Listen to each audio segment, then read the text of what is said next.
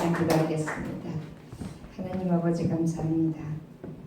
오늘 주님께서 함께 하셔서 위기 중에도 하나님이 주시는 은혜로 다시 힘을 낼 수 있는 지혜를 허락해 주시기를 원합니다. 응급한 상황 그리고 두려운 상황, 어렵고 힘든 처지, 아버지 모든 것을 아시는 하나님, 오늘 말씀을 통하여 도리어 이 위기가 우리에게 기회가 되는 놀라운 축복을 허락하여 주옵소서. 예수님 이름으로 기도 올렸나이다. 아멘. 오늘 전할 말씀은 에스더서입니다. 에스더의 뜻은 어떤 뜻이냐면 별이란 뜻입니다. 에스더는 우리가 알다시피 오늘 말씀처럼 에스더 여왕으로 아주 유명하죠. 별처럼 빛나고 아름답게 빛났던, 그리고 아름다운 자리에 별처럼 서게 하셨던 은총과 은혜를 입었던 여인이 바로 에스더입니다. 저와 여러분, 위기 속에서도 여러분 깜깜한 밤에 은하수가 더 빛나고 깜깜한 밤에 별이 더 찬란한 것처럼 이 위기가 믿음의 성도, 하나님의 성도에게는 더 찬란하고 더 아름답고 별처럼 빛나는 은혜의 역사가 있을 것을 믿습니다. 오늘 말씀의 배경은 페르시아의 지배하에 있었던 이스라엘 백성들이 아하수로의 왕과 함께 있었던 여러 가지 일들에 대해서 역사적 사실을 근거로 해서 만들어 있던 이야기를 그대로 재현해서 성경 속의 역사서 안에 그렇게 기록되어 있는 말씀입니다. 바벨론에서 유대와 북이스라엘은 포로가 되었고, 그 포로 기간이 끝나고 난 다음에 스룹바벨과 에스라 등은 어떻게 해요? 예루살렘을 다시 복귀하게 돼요. 귀환하게 돼요. 그리고 난 다음에도 여전히 파사, 페르시아에는 유대 민족들이 많이 남아 있었습니다. 그렇기 때문에 그 남아 있었던 자들일 수도 있고, 또한 페르시아 체제 안에서 억압받고 있는 포로들의 신분일 수도 있습니다. 아무튼 다 여러분, 우리가 홍콩이 영국의 지배하에 있었는데 지금 홍콩은 영어권이지만 그 지배에서 벗어났죠. 그러나 그들이 가지고 있는 생각이나 사상이나 틀은 그래도 영국의 생각과 그때 지배했던 그러한 마음들과 삶이 많이 녹아져 있습니다. 마찬가지로 바로 이때가 그러한 시대가 아닐까 싶습니다. 그래서 혼란도 있고, 그리고 또 남아있는 유대인들에게 있어서 억압은 어찌할지 모르지만 이방인에 대한 외로움과 보호받지 못하는 철저한 두려움 속에 살아가는 것이 바로 오늘 보는 파사 제국 하에 있었던 에스더와 그리고 유다 백성들이라 할 수 있지요.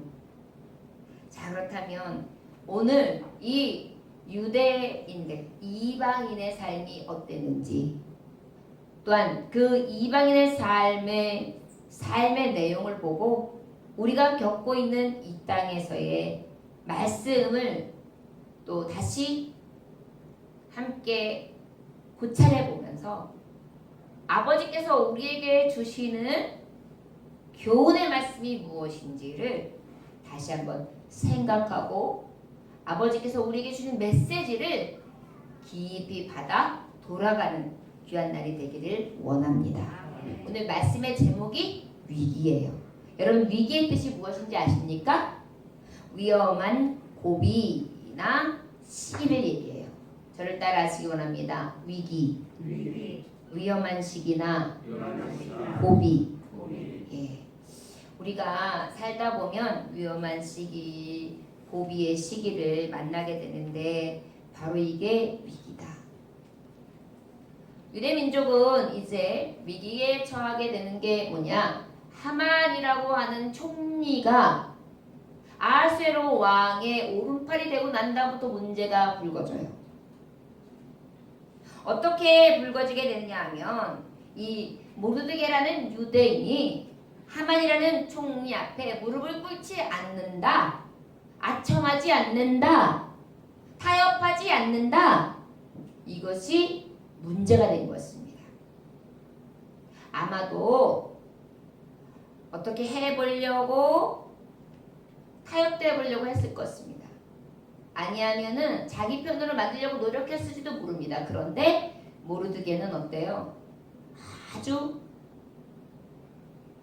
자기의 줏대가 강한 사람이었어요. 특별히 하나님을 믿는 신앙이 강한 사람이었어요.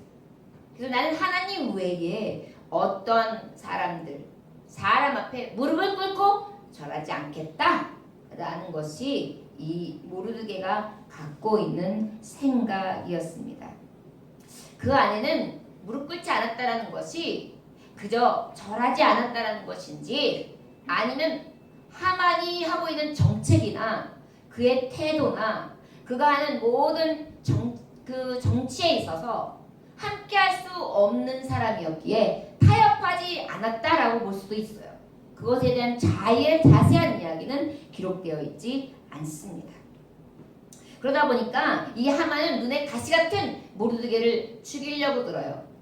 그런데 너무 밉다 보니까 모르드게라는 사람이 유대인이야? 이방이란 말이지. 그런 아예 2차에 이 모르드게뿐만 아니라 이 유대인들을 싹 쓸어버리겠어. 계획을 세웁니다. 그리고 왕에게 조소를 내리게 하지요.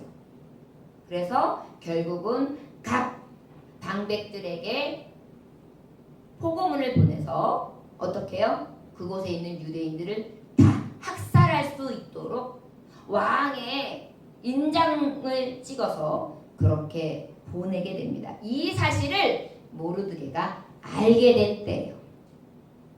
바로 무엇이냐? 지금 나라가 위경에 처해 있는 때가 바로 오늘 주시는 본문 말씀의 배경인 것입니다. 여러분, 위험한 고비와 시기가 유대인에게 생겼습니다. 지금 멸망하기 일보 직전이에요. 죽기 일보 직전이에요. 그런데 여러분, 이 말씀을 통하여 여러분들의 개인 사정은 어떻습니까? 목사님 죽을 것 같아요. 지금 저는요, 지금 남편하고요 고립이 너무 심해요. 경제적인 어려움이 너무 힘들어요. 아내하고 너무 어려워요. 저 가정생활이 너무 힘들어요. 교회 생활도 이어가기 너무 어려워요. 사회생활 더더욱 힘들어요. 나라를 보건대 답답해요. 세계요 캄캄해 보여요. 더 엎치고 덮친 것은 세계 속에 이 코로나19가 꺾일지를 모릅니다. 그로 인하여 예전에도 힘들었지만 더 캄캄한 것은 경제적인 압박감, 사회적으로 혼란함, 정치적으로 불안전함. 여러분, 지금 이 모든 것을 반영하는 것이 무엇입니까? 우리나라가 지금 금값이 치솟고 있어요. 이 일로 인해서 여러 가지 환경으로 인해서 어때요? 경제적인 불안함과 미래된 불투명이 있고 나라가 어떻게 갈지 향방을 알지 못하니까 금은 전 세계에 어디 가도 쓸 수가 있거든요. 그 가치가 하락해도 금은 금값이에요. 그러나 우리나라의 원화 가치는 다른 나라에 갔을 땐 쓸모없을 수가 있단 말이에요. 그러다 보니까 달러가 급등하고 어떻게 해요? 금값이 급등합니다. 왜요? 불안하기 때문에. 위기감이 있기 때문인 것입니다. 지금 우리가 이때 살고 있어요. 거기다가 더 특이한 사항은 지금 정치적으로 이념이나 사상체계가 거의 극에 달했어요. 우리나라가 지금 남한 이러고 있다면 북한을 제외하고라도 남한도 지금 반동강이에요. 민주당 세력, 보수 세력. 그 중간에 회색이 있는 들은 뭐가 옳고 그름인지 몰라요. 나만 아니면 되고 나한테 피해만 없으면 돼. 만약에 내가 피해가 있으면 이때 어느 쪽으로든지 갈아탈 용의가 있어.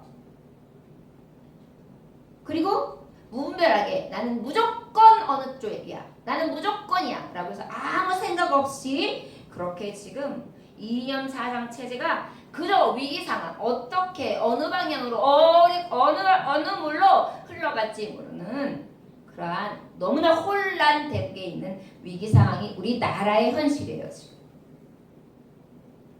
그런데 지금 믿음의 사람들은 어찌인데 덮쳤습니까? 더 큰 위기 상황이에요.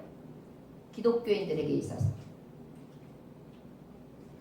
너무나 자존심 상하고 너무나 속상한데 지금도 우리 예배에 대해서 이제 앞으로는 어떤 정도까지 얘기를 했냐면 예배하는 거라든지 기도하는 거라든지 찬송하는 거에 있어서 맞지 않게끔 이 코로나 위기 상황에 대처하는 거에 맞지 않는 것이 있으면은 신고해라.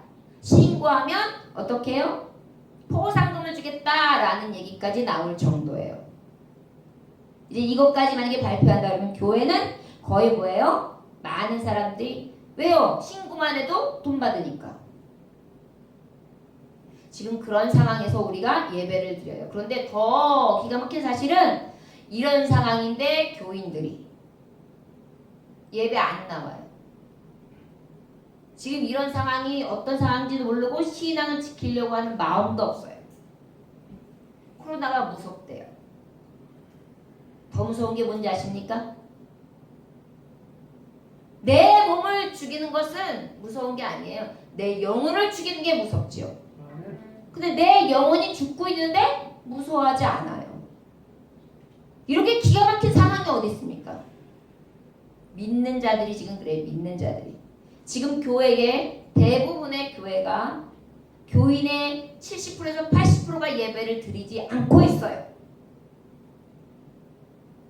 너무나 무서운 위기입니다. 교회는 지금 말할 수 없는 위기입니다.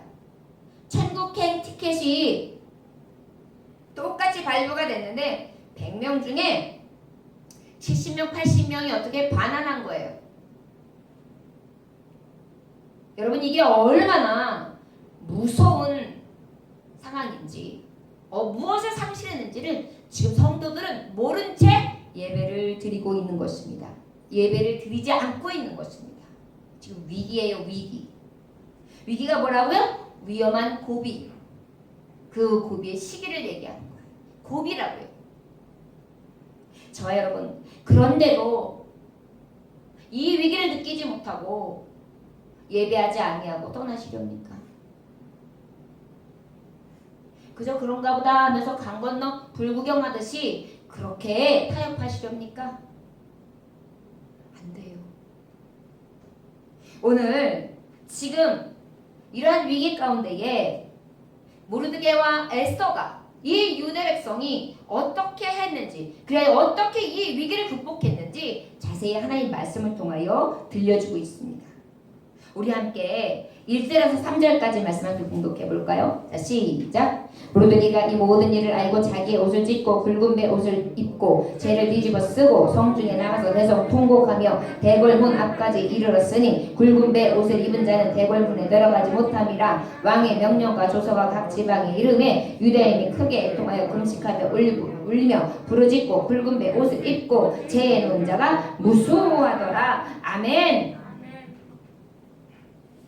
자 여러분 본문 말씀은 5절부터 시작하지만 특별히 이 위기 가운데에 이들이 어떻게 대면하는지를 알려주고 있는 거예요. 저를 따라 하시기 원합니다.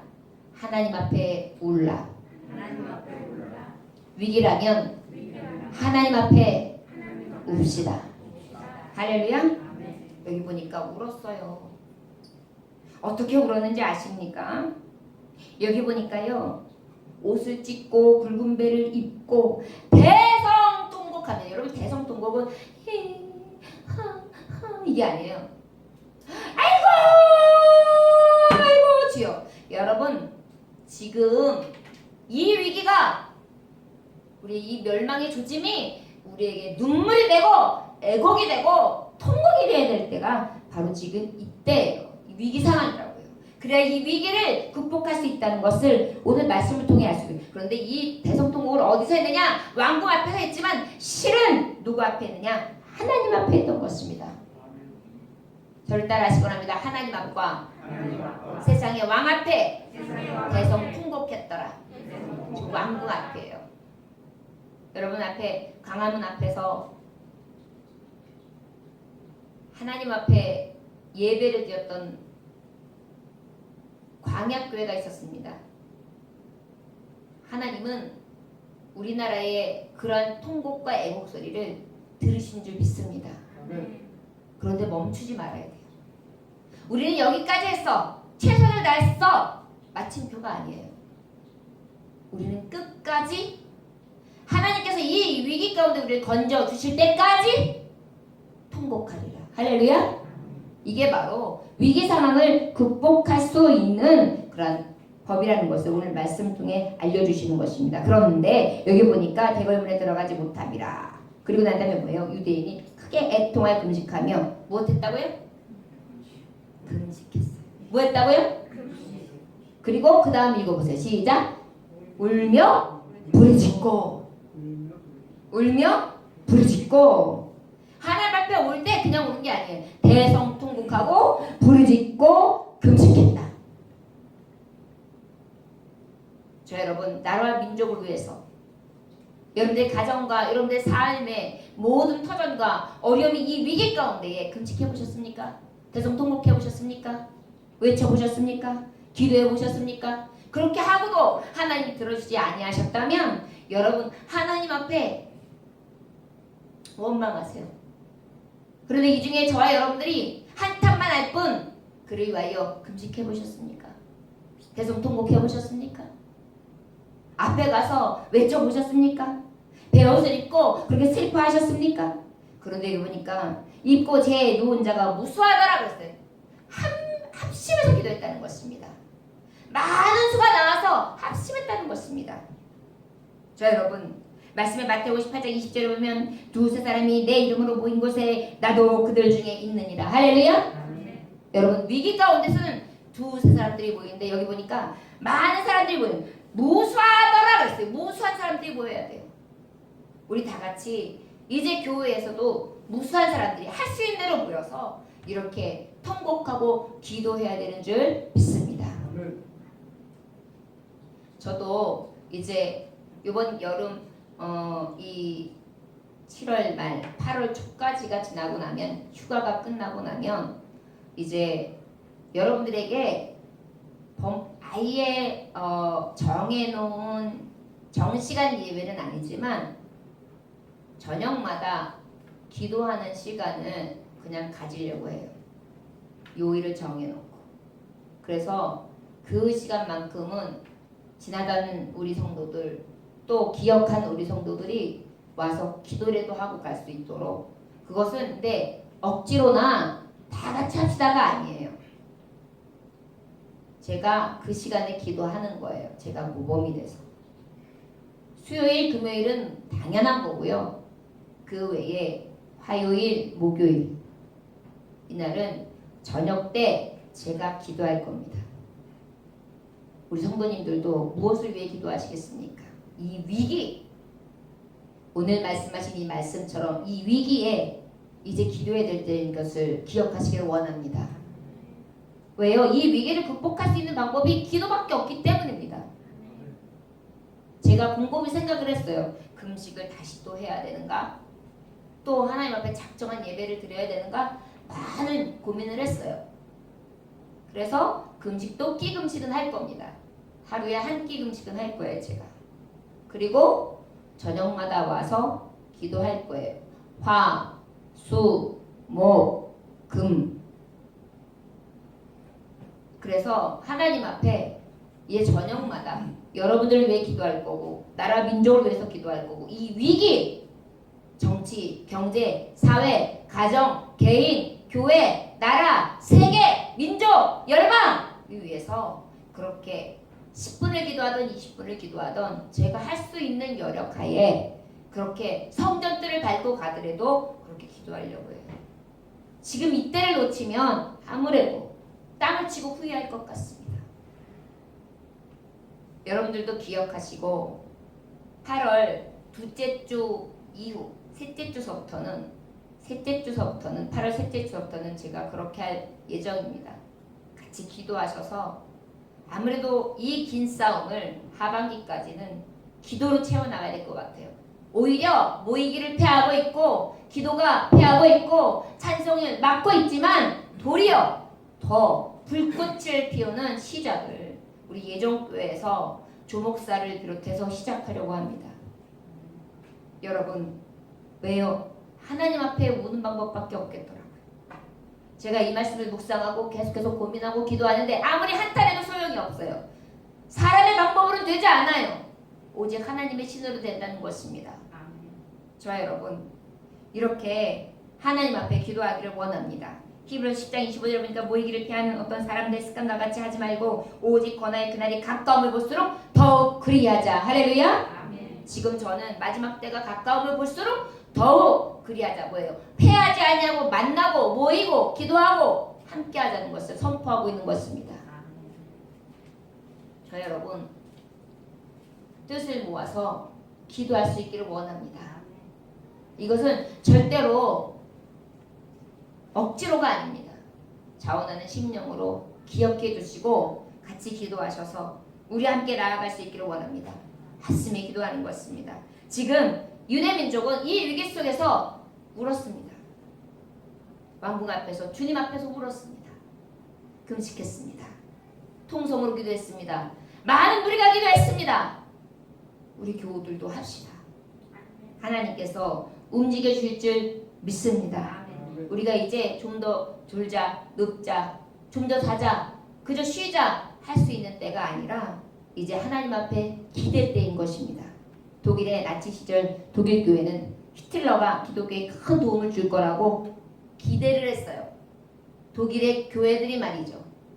우리나라도 지금 교회들이 심지어 하나님 말씀을 보고 있는 목사들까지도 깨닫지 못하고 이런 독재, 이런 사상가들의 이야기를 통해서 저들의 말장난을 통하여 지금 도움을 줄 것으로 생각을 하고 더 좋은 것을 꿈꾸고 있지만 지지했지만 이러다가 큰 코닥칩니다.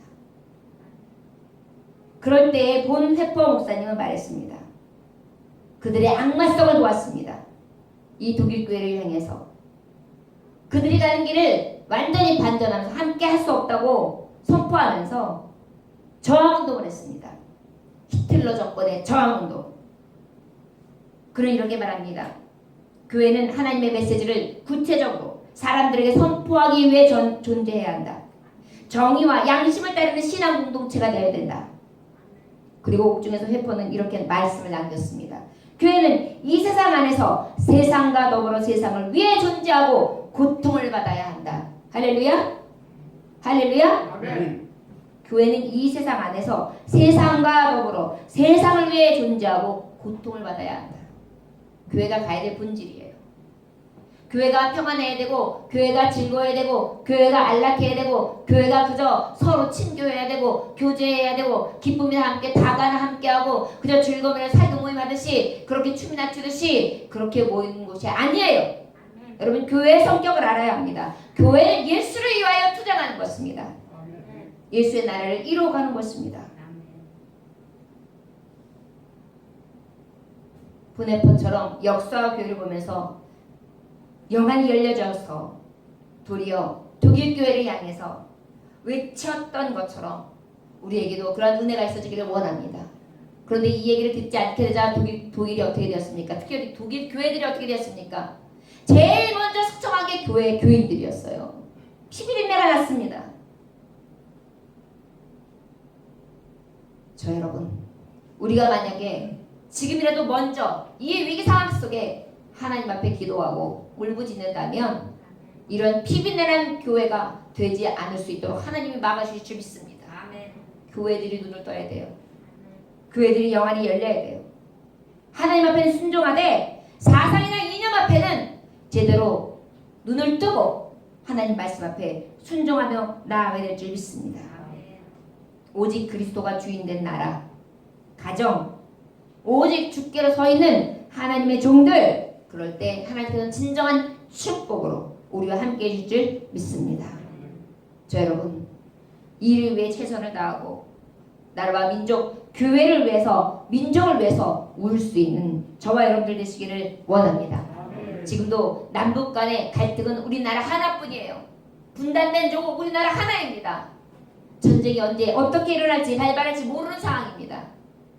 저 북한 체제는 공산당은 지금 웃으면서 악수를 청하고 있는 척하고 가끔씩 우리에게 몽둥이를 대면서 한마디씩 엄포를 했지만 저러다가 우리하고 악수를 청하고도 어떻게 해요? 그저 신무기를 가지고 들어올 수 있는 거짓말쟁이들이 공산당입니다. 그런데도 정신 차리지 않는다면, 울지 않는다면 저와 여러분들 독일 교회의 참상이 우리 한국 교회에 있는 기독교인들에게 올 수 있는 너무나 무서운 참상이라는 것을 기억하실 수 있으면 축원합니다. 그런데도 기도하지 아니하고, 그런데도 하나님 앞에 나아가지 않고 이것을 이 위기라고 깨닫지 못한다면 이 나라의 미래는 없습니다. 이것은 보수다, 진보다 전혀 다른 이야기입니다. 오직 신앙은 자유주의 안에 있습니다. 공산주의 안에는 신앙이 있을 수가 없기 때문입니다. 우리는 신앙의 자유를 위해 싸우는 것이고, 우리는 그리고 그 외에 우리의 인권과 진정한 진리를 위해 싸운다는 것을 기억하시기를 주의 이름으로 축원합니다. 하나님 앞에 웁시다. 지금 이 시대에 에스더와 모르드게와 유대 백성들이 그 왕궁 앞에서 하나님 앞에 울었던 것처럼 우리도 울어야 돼요. 여러분들의 가정의 자녀를 위해, 여러분들 아끼가 장래를 위해도 울어야 돼요. 그런 수많이는 지금도 우리를 넘어뜨리려 합니다. 가정을 파괴하려고 듭니다. 자녀들이 집 나가게 만들어요. 가정의 남편들이 집 나가게 만들어요. 이게 마귀의 미혹이요 유혹입니다. 자, 여러분, 그런데도 이 위기를 깨닫지 못하고 기도하지 않는다면 멸망밖에 없습니다. 기억하시고 이 위기 속에 울었던 유대 민족처럼 우리도 울 수 있기를 주의 이름으로 축원합니다. 우리 함께 4절로부터 함께 14절까지 말씀 한번 천천히 다시 읽어볼까요? 자, 시작.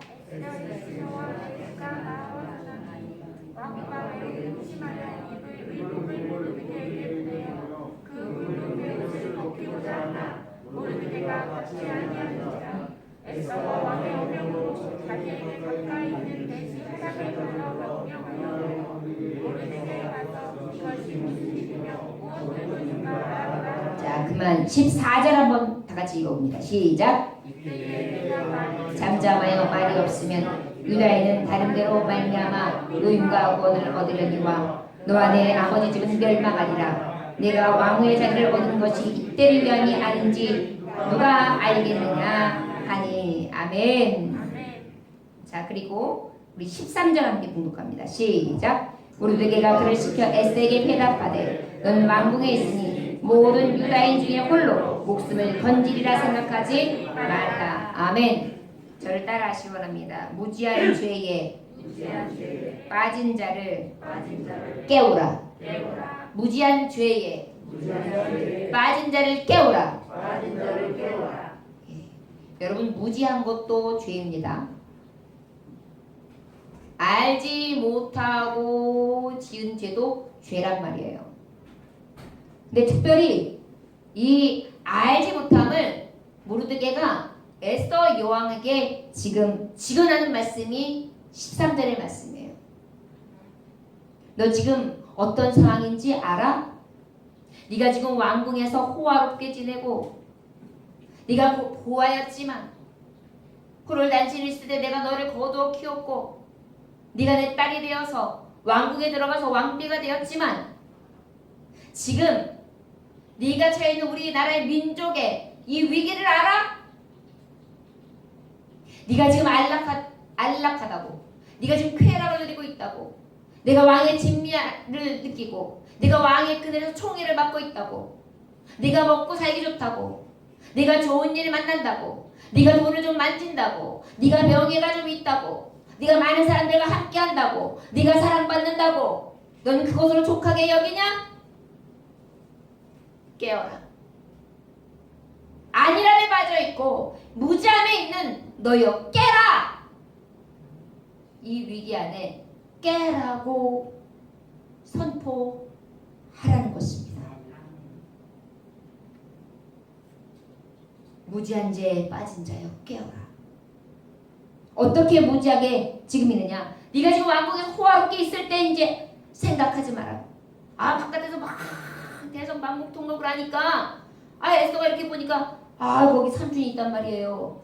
그리고 거기 유대민족들이 다 해가지고 어때요? 지금 베옷을 입고 통곡을 하고 있는 거예요. 도대체 이 일이 무슨 일이냐? 삼촌이 오라 그러니까 올 수가 없어요. 왕궁에는 베옷을 입고 들어올 수가 없는 것입니다. 그래서 내시를 내보냈어요. 도대체 무슨 일이냐? 그랬더니 어때요? 그때서 모르드게가 설명해 주는 것입니다. 지금 어떤 상황인지 모르십니까? 지금 하만이라는 놈이 우리 이 유대민족을 죽이기 위해서 우리를 다 징벌하고 난 다음에 은하를 왕궁의 왕에게 바치기로 거래를 했습니다. 우리는 이제 거래가 끝난 상태에서 죽을 일만 남았습니다. 하만은 우리 민족을 지금 싹 깡그리 죽일 계획이 마친 상태입니다. 그런데 당신이 그렇게 안일하게 있을 수 있겠습니까? 지금 바로 유대민족들은 다 죽게 생겼습니다. 혹시 당신이 왕국에 있으니까 나는 괜찮겠지 생각하십니까? 만약에 그렇게 할지라도 하나님은 분명히 이 민족을 구원하실 것입니다. 왜? 하나님 앞에 통곡하고 기도하고 있으니까 누구를 통해서 구원하시겠죠. 그러나 기억하십시오. 당신이 혼자 그렇게 왕궁에 있다고 당신이 살거나 당신의 집안이 평안할 것이라 생각하지 마십시오. 당신의 집과 당신의 아비인 나도 다 죽습니다. 저 여러분, 지금 우리가 할 일이 무엇인지 아십니까? 이 위기 속에 나만 알 것이 아니라 이 죄의 악의 짐에서 이 안일주의에서 깨어나라고 외쳐야 될 때예요. 지금 깨어라. 지금 당신들이 평안하다고 평안한 때인지 아십니까? 그저 돈 조금씩 준다고 해가지고 나라가 잘 될 것이라고 생각하고 좋은 나라라고 생각하십니까? 지금 좀 쓰고 지금 경제가 조금 돌아간다고 일자리가 조금 생겼다고 내 일자리 뺏기지 않았다고 그저 좋은 나라라고 생각하고 앞으로 좋은 일만 생길 거라고 생각하십니까?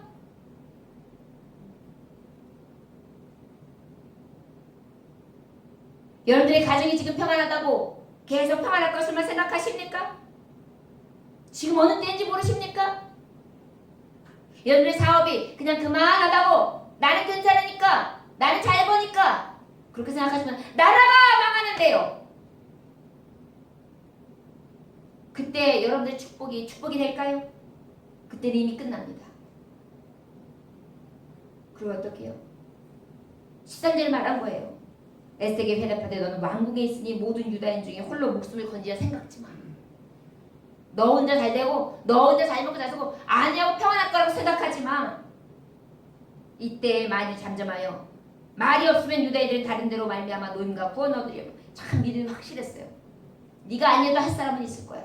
그러나 너와 네 아버지 집은 멸망하려. 내가 왕의 자리에 앉은 것이 이때를 위함이 아닌지 누가 알겠느냐. 할렐루야.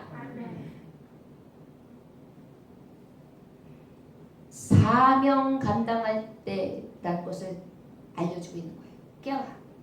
안일주의에 빠져있지 마. 무지한 죄에 빠져있지 마. 너 사명 있는 사람이야. 너 그냥 세운 게 아니야. 네가 그 요직에 그냥 있는 게 아니야. 하나님의 사인이 있다. 깨어라. 착각하지 마라.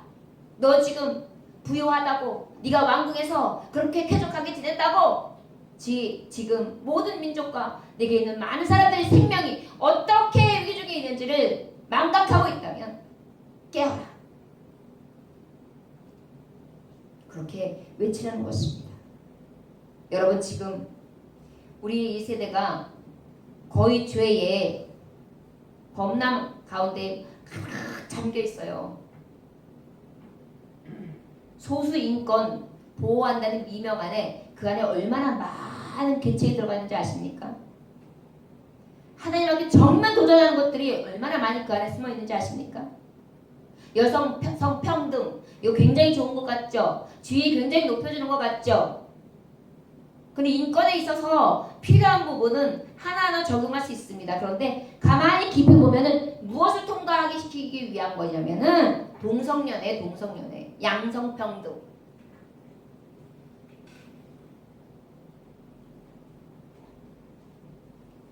이런 것들도 모르고 어때요? 보기 아주 평화주의거든요. 아주 인권 존중이거든요. 인의 사상이 넘치는 것 같지만 여러분 사람 중심이라고 하는 것이 어떤 중심이냐? 인권을 하나님의 신권을 무시하고 사람이 중심이 되고 사람이 영광받으신 세계를 말하는 거예요. 이러한 생각들이 자기의 생각들을 스스로 소견대로 싹 갖다 집어넣는데 여러분 고린도전서 5장 7절에 보면 뭐라고 말씀이 기록되어 있냐면 묵은 누룩을 내버리라 라고 써 있어요. 묵은 누룩. 여러분 묵은 누룩이 뭔지 아십니까? 예습관, 죄, 타락, 부패 상징성이에요. 그런데 죄와 타락과 부패가 누룩은 어때? 조금만 들어가도 이렇게 부풀잖아요.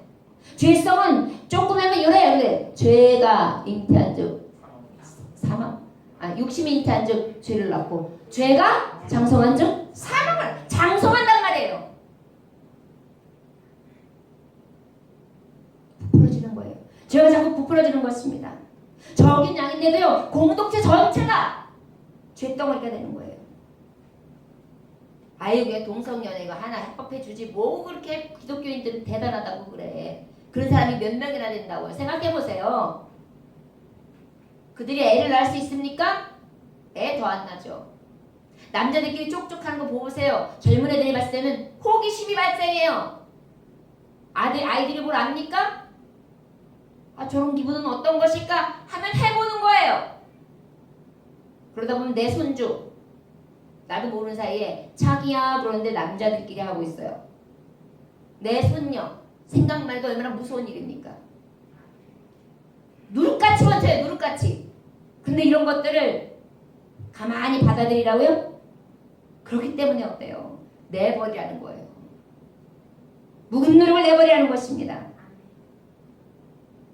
여러분 선악과를 따먹는 거 그거 하나 따먹는 게 무슨 죄라고. 그런데 결국은 어떻게 되었습니까? 이 죄악으로 인해 이 인간이 얼마나 부패가 되었고 죄로 인하여 낳은 것이 무엇입니까? 사망이지 않습니까? 무지한 죄 안일주의에 빠져서 생각 속에 사상 속에 이념 속에 하나님의 법이 아닌 신본이 아닌 것들이 자꾸 내 안에 사람의 소견대로 들어가서 하나님 앞에 대적하는 것입니다. 대항하는 것입니다. 여호수아 때에 여리고를 진격할 때가 있었어요. 첫 번째 싸움이었습니다. 가나안하고 첫 번째 정복하는 첫 전쟁이었는데 하나님이 첫 전쟁이었으니까 뭐라고 말씀하셨냐면 첫 번째 나온 전리품은 싹 태워버려라. 그래서 하나님 앞에 드리라는 것입니다. 향기로 드리라는 것입니다. 그래도 어떻게 했어요? 아간이라는 사람이 하나님이 왜 우리가 처음에 전쟁해가지고 딱 얻어낸 것을 갖다가 왜 갖다가 버리라고 해? 그러면서 어떻게 해요? 그가 외투 한 벌과 은 200세겔과 무게가 50세겔 되는 금덩이 하나를 싹 숙여놨단 말이에요. 결국은 이것으로 어떻게 되었습니까? 그의 자녀들까지도 다 죽게 되죠. 한 사람의 만용은요. 결국은 누룩처럼 번져서 그뿐만이 아니라 가정과 자녀들과 또 이웃과 사회, 나라, 민족까지도 망치는 것입니다. 이것을 깨워줘야 돼요. 이 죄성에 대해서 알려줘야 돼요. 깨어라. 깨어라. 깨어라. 그래서 여러분 누군가가 이야기할 때 바로 알려줘야 하고 내가 헷갈렸던 불투명했던 회색 분자의 노선을 정확하게 신본주의, 하나님 사상, 하나님을 섬기고 하나님을 의지하는 그 믿음 신앙 안으로 우리가 확실하게 서야 될 줄 믿습니다. 아멘. 자신의 이론, 합리성 절대 앞세우지 아니하며 하나님의 법 위에 자신을 세울 수 있는 저와 여러분 묵은 누룩을 제거하시기를 주의 이름으로 축원합니다. 오직 순전함과 거룩함으로 띠띠우고 특별히 죄에 대해서 무감각하거나 불감증에 빠져서는 안 돼요. 이 묵은 누룩을 내 안에 갖다 놓고 무감각하거나 불감증에 갖다 놓으면 아이 그 정도는 이 정도는 예배도 마찬가지고 삶도 마찬가지예요. 이 정도 하면 되는 거 아니에요. 이 정도가 하면 돼요. 그 안에 이미 이 정도라는 것은 타협점이 있는 거예요. 믿음의 사람은 예수 믿느냐 믿지 않느냐 하나님이냐 아니냐지 중간이 없는 것입니다. 순종이냐 불순종이지 중간이 없는 것입니다. 저 여러분 죄에 빠져있고 이 무지한 죄에 있는 사람들에게 깨울 수 있는 용기가 저와 여러분들에게 있어지길 주였으면 축원합니다. 위기예요. 지금 이 말씀을 들으면서도 여러분들은 지금 아예 감각적으로 받아들이지 못하고 그저 맹해가지고 무슨 소리를 하시는가 할 수가 있어요.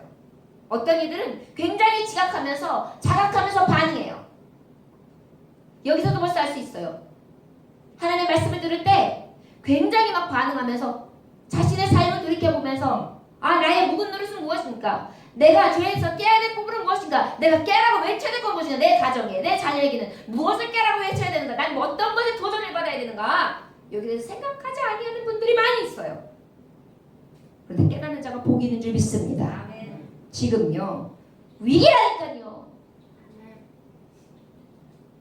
순수성을 회복합시다. 예수님 재림하십니다. 때가 가까운 줄을 우리가 볼 수 있기를 주의 이름으로 축원합니다. 14절의 말씀에 보면 뭐라고 말씀하고 있어요? 네가 왕후의 자리를 얻은 것이 이때를 위함이 아닌지 누가 알겠느냐? 깨닫게 해주는 거야. 너 지금 왕후 그냥 앉은 거 아니야. 하나님이 교회 가운데 너를 세우신 거야.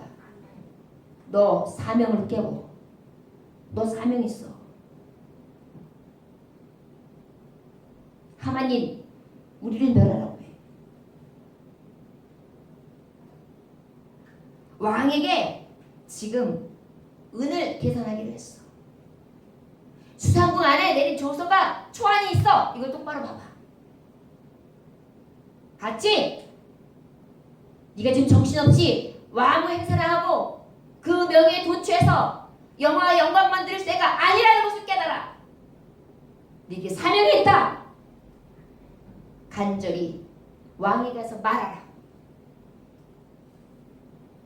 저 여러분 사명이 있습니다.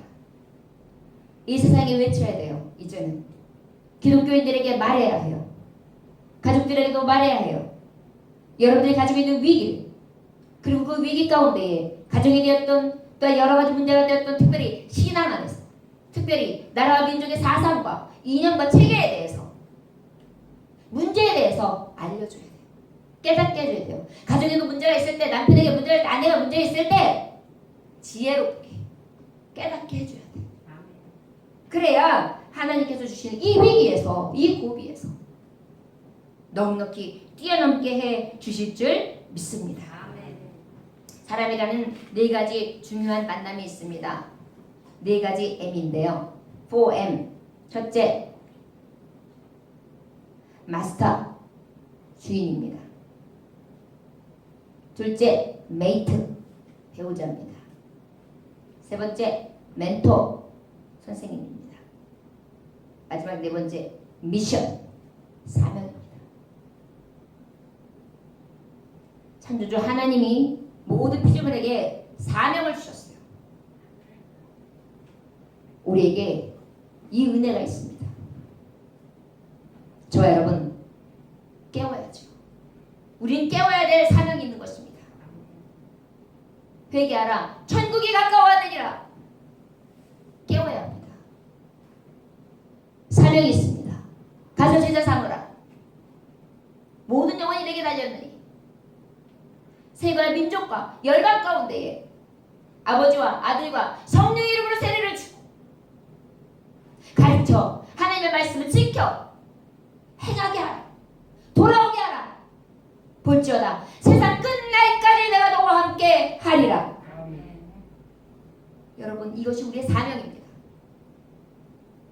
이 사명 감당을 위해서 깨어야 돼요. 목사님 요즘에 내 신앙 지키기도 어렵습니다. 핑계 피하지 마십시오. 하나님이 주님이 이제 오셨을 때 내게 무엇하냐고 물어봤을 때 계수하실 때 아유 내 신앙 지키기도 어려웠습니다. 하나님 예수님 그러실 것입니까? 한 달란트 받았으니 내가 땅속에 묻어두었습니다.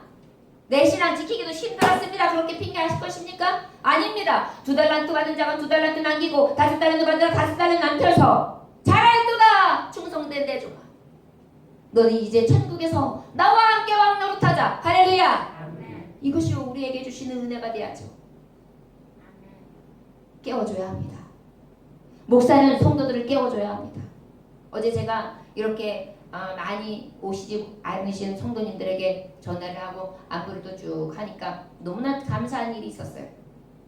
이구동성으로 하시는 말씀이 어떤 권사님도 전화해 주셨고 어떤 사모님도 전화하셔가지고 목소리를 들으니까 얼마나 감사하고 얼마나 기쁜지요. 목사님 그래도 연락해 주셔서 참 좋습니다 그러시더라고요. 얼마나 든든하고 행복하든지 말이에요. 깨워주는 작업을 서로 하는 거예요. 그 얘기 뭐예요? 우회적으로 교회에서 뵙고 싶습니다 이 얘기잖아요. 저 여러분 자꾸 옆 사람을 깨워줘야 돼요. 자녀들에게도 자꾸 전화해서 건강 괜찮냐? 엄마가 널 위해서 기도한다. 우리 예수님 잘 믿자. 자녀들 위해서 기도해야 될 때다.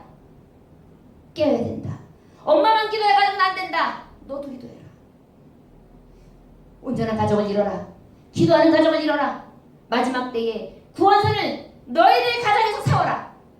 이것이 우리에게 깨워주는 신앙이 되어야 합니다. 잘못된 것을 가르치지 아니하고 그 잘못된 것을 바로잡지 않는다면 그것은 사생하여 고아인 것입니다. 진정으로 사랑하는 부모는 채찍을 듭니다. 당연히 좋은 말만 해주고 싶지요. 당연히 궁뎅이만 두들겨주고 싶지요. 왜? 자녀들도 궁뎅이 두들겨주는 것만 했을 때 좋아합니다. 제게 좋지 않은 소리를 들으면 싫어해요. 그러나 어때야 합니까? 그들의 영혼을 그들의 미래를 어찌 그냥 둘 수 있겠습니까? 사랑하는데 말이요. 여러분 사랑한다고 하면서 관심 주지 아니하고 사랑한다고 하면서 권면해 주지 아니하고 사랑한다고 하면서 교훈해 주지 않는다면 그것이 어찌 사랑한다고 할 수 있겠습니까? 우리 사명입니다. 무지한 죄를 깨웁시다. 자녀들이 모르면 가르쳐야 돼요. 남편과 아내에게도 서로 가르쳐주고 깨워줘야 합니다. 믿음 안에서 소금을 치는 그래서 맛있는 삶으로 믿음의 삶으로 신앙의 삶으로 그렇게 노선을 바로잡아야 줘야 합니다. 특히 지금이 위기이기 때문입니다. 장가가는 세대입니다. 소도 사고 밭도 사야 하고 집도 사야 하고 집도 져야 하고 그래서 바빠서 하나님 잔치에 갈 수 없다고 하는 세대가 바로 지금입니다. 소돔과 고모라 때가 지금입니다. 동성연애 계속해서 여러분 소돔과 고모라 시대 때에 뭐예요? 남자가 남자를 난 저 여자들 저 처녀들 남자를 모르는 딸들 실소 저기 온 손님들 저 남자들을 주시오 그렇게 얘기했어요. 지금 2세잖아요. 그런 동성연애 모임에서 만들어진 코로나 환자들이 발생했음에도 불구하고 그 문은 닫았다고도 열어주고 이 진리 하나님의 말씀 사랑 은혜를 전하고 죽어가는 영혼들을 구원하며 이 사회에 바른 길 의의 길을 인도하고 바른 길로 인도하는 교회의 문은 닫아버리게 만드는 이 사회가 어찌 위기가 아닐 수 있겠습니까? 그런데 교인들이 잠자요. 여러분 깨울 수 있기를 원합니다. 먼저 우리 자신을 깨워요. 묵은도록 예수의 이름으로 멸하시길 주였으면 축원합니다. 할렐루야. 저를 따라하시기 바랍니다. 묵은도록은 주 예수 이름으로 명한다. 물러갈지어다. 아멘. 우리의 죄성, 우리의 부패성, 우리 죄와 타협하려고 하는 이 자기 소견들을 예수의 이름으로 멸하고 하나님의 말씀으로 바로 세워야 될 줄 믿습니다. 우리는 하나님의 형상을 닮았어요. 우리가 체질적으로 특별하게 목적과 사명을 가진 존재들이라는 것을 잊지 않으시기를 원합니다. 사람도 3번 태어나야 돼요. 육신으로 태어나고 영적 중생으로 태어나고 그 다음에 사명감으로 태어나는 것입니다. 여러분 사명을 발견한 사람은 영역, 지력, 체력, 경제력을 다 주실 줄 믿습니다. 마이크가 고장나면 고쳐서 쓰듯이 하나님은 사명자들이 고장나면 그것을 바로잡아서 고쳐서 묵은 노력을 싹 제거하시고 사용하시는 줄 믿습니다. 우리가 이 사명 받은 자로서 깨우는 자의 삶을 살아갈 수 있기를 주 예수의 이름으로 축원합니다. 우리 함께 15절부터 17절까지 말씀 함께 봉독해 볼까요? 자, 시작.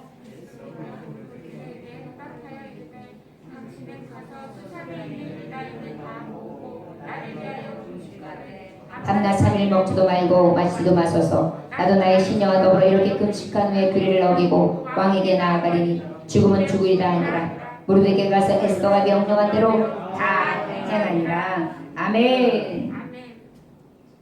저를 따 하시기 원합니다. 일사각오로 헌신하라.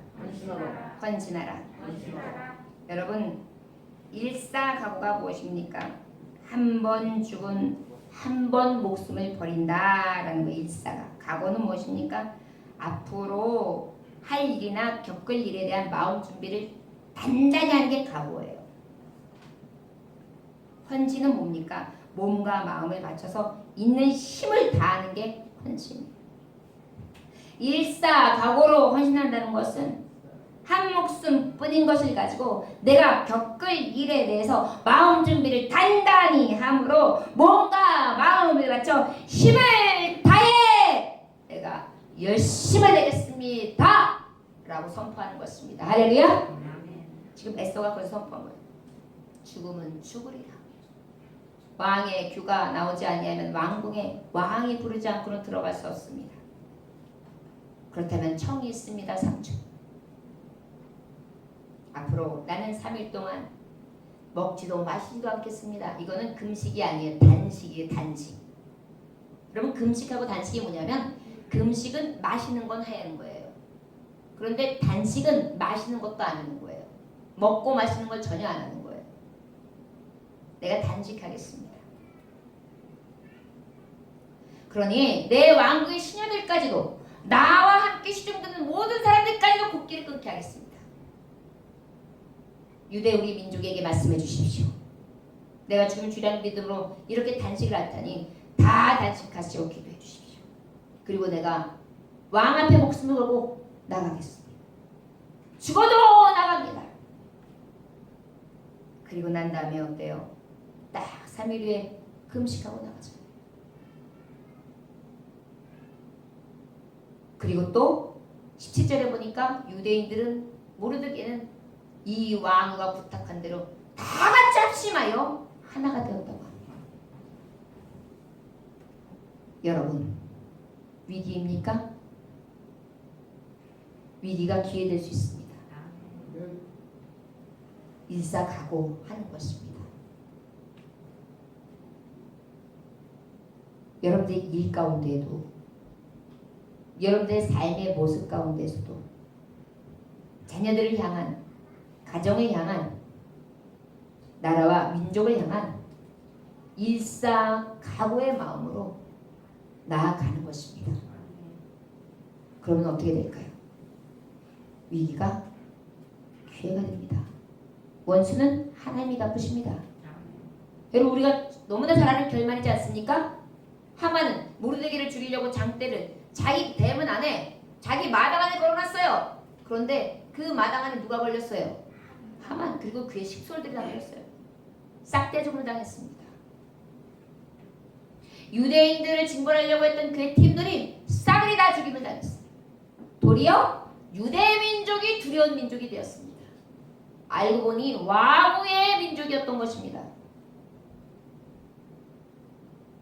왕은 이때부터 에스더를 더 총애합니다.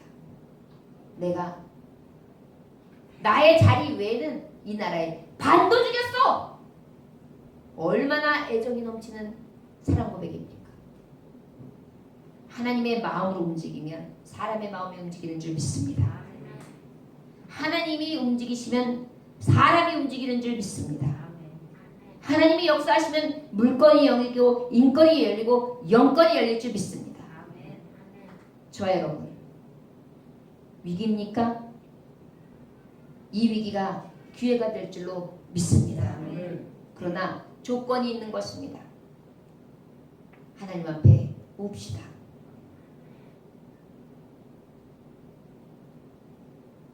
무지한 죄에 빠져있는 사람들을 깨웁시다. 특별히 내 사명을 깨웁시다. 할렐루야. 저를 따라하시고 합니다. 내 사명을 깨웁시다. 일사각오로 헌신해야 돼요. 그 이후에 하나님께서 놀랍도록 역사해 주실 줄 믿습니다. 천국에서 가장 큰 상을 받는 사람이 순교자 아니겠습니까? 일사각오가 무엇입니까? 순교의 각오예요. 스테반 집사님이 순교할 때 천국 보좌가 쫙 열릴 때 예수님이 하나님 우편에서 일어서서 응원하셨어요. 주님이 서 계신다 그랬어요. 이 땅에서 믿음으로 살고 죽도록 충성하는 사람에게 하나님께서는 의의 면류관, 금면류관을 준비해 주실 줄 믿습니다. 로마 황제 네로가 기독교를 박해하던 시절에 정예의 부대로 손꼽혔던 12연대 병사들이 있었어요.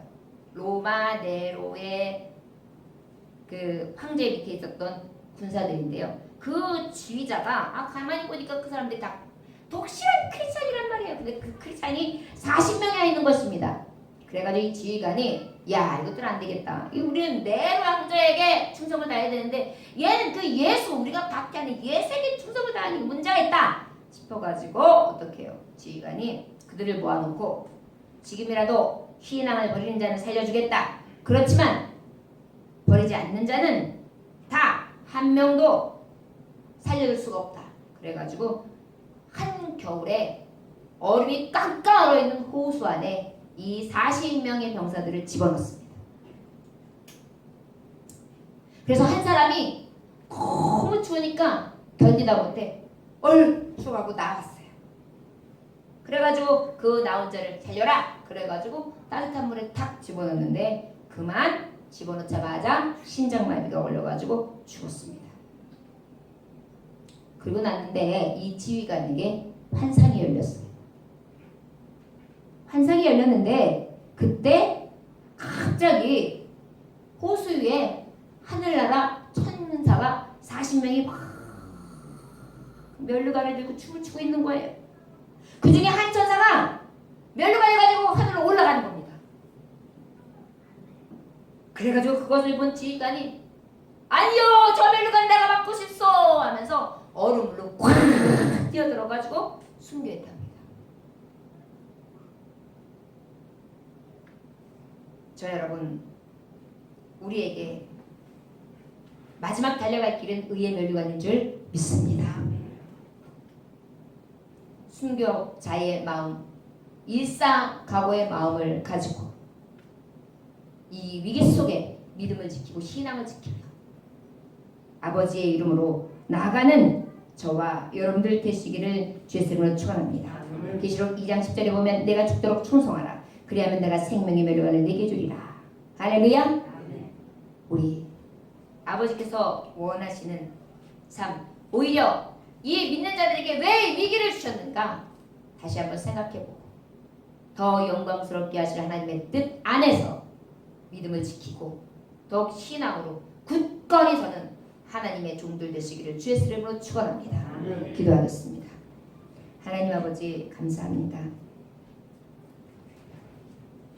화려한 왕궁에서 있었던 에스더, 많은 어려움이 있었지만 그 위기 속에서도 끌어올리셨던 영광스러움에 취해 위기가 위기인 줄 몰랐습니다.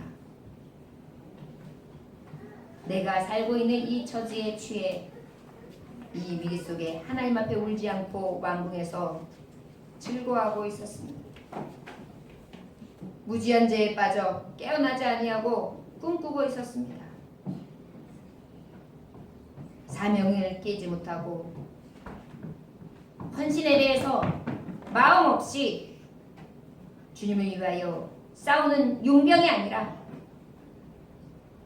아버지 앞에 심일코 낙심하여 쓰러져 있는 나도 모르는 사이에 패전병이 되어 있었습니다. 주여 오늘 이 위기의 상황 가운데 위기가 위기인 줄 모르고 왕궁에 있었던 에스더와 같은 우리라면 주여 빛을 잃은 별이 될 것입니다. 빛을 찾게 하여 주옵시고 이 어두운 세상 가운데 빛을 바라는 에스더와 같은 축복이 있게 하여 주옵소서. 오늘도 귀한 말씀 주셔서 감사합니다. 성령 하나님 우리와 함께 하여 주셔서 하나님 앞에 울며 무지한 죄에 빠져있는 자들을 깨우고 사명을 깨우고 일사각오로 헌신하는 놀라운 순교의 믿음을 허락하여 주옵소서. 예수님